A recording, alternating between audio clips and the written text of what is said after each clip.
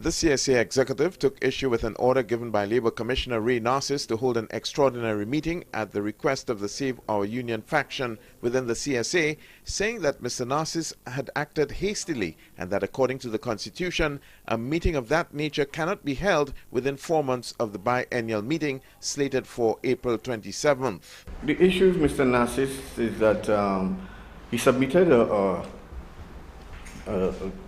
report to us concerning an extraordinary meeting from the Save the Union.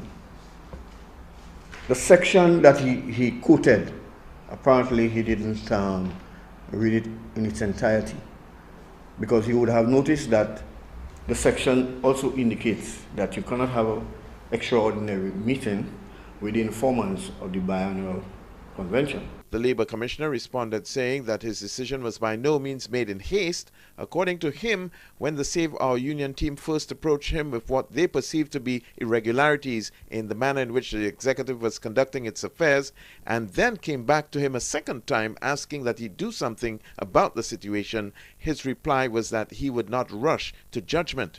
On the question of the extraordinary meeting, Mr. Narcisse did agree with the CSA executive. He said that when the order was first processed, the 4-month period had not begun, and that in his capacity as acting Labour Commissioner at the time, he was not in a position to pass the order. He acknowledged that the Labour Department was not perfect, and that if there is an error in the timing, he has no problem in rescinding the order.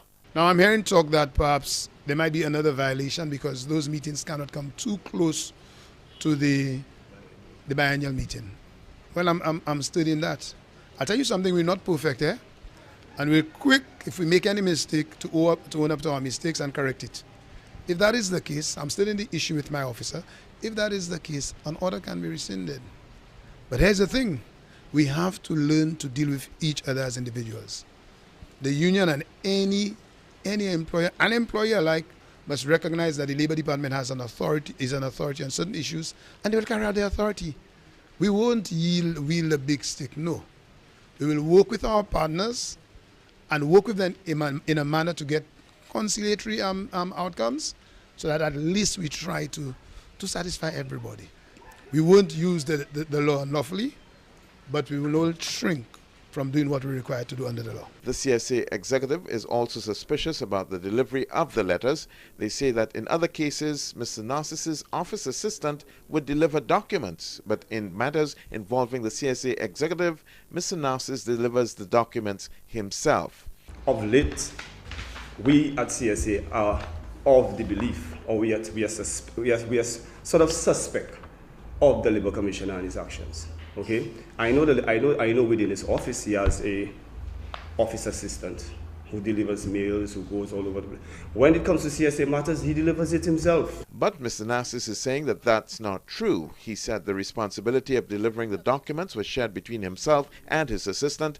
But even if he did deliver all the documents, Mr. Narcisse says he is a CSA member and pays his dues like anyone else, and as a result is free to deliver the documents whenever he deems it fit. That is not true. I've delivered to the CSA, I've delivered about maybe 4 letters. On 2 occasions, my office assistant delivered. The other 2 occasions, I walked in and I delivered the letter. Let me make CSA understand one thing. I am a member of the CSA.